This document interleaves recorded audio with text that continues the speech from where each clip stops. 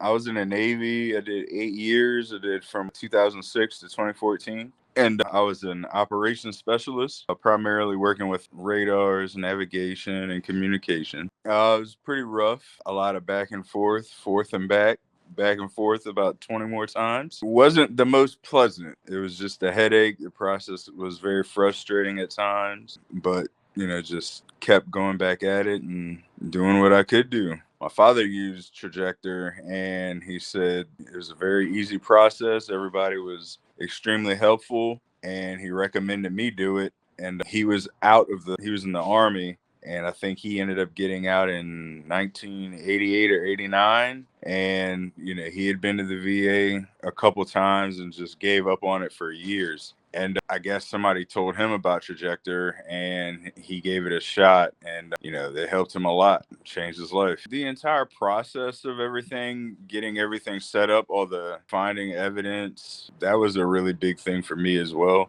And just the guidance through a lot of the exams, that was very beneficial. I was sent a lot of videos as far as what to expect before going into some of these CMP exams. That was very helpful as well, even though, it wasn't my first one going to, but for some of the conditions that I had claimed, it was my first time going for those specific ones. I went from 30% to 100%. And, when I logged into the VA website one day, and, I saw 100% on there, and I thought there was a mistake. I was like, it must have got me confused with my father, because he just got 100% as well. And so I logged out, and I logged back in, and it still said the same thing. So then I turned my phone off, and I turned it back on, and I logged back in, and it still said the same thing. So I was like, wait a minute. So I called the VA, and I was like, I think y'all made a mistake on my profile. I just wanted to confirm that this was correct. And they're like,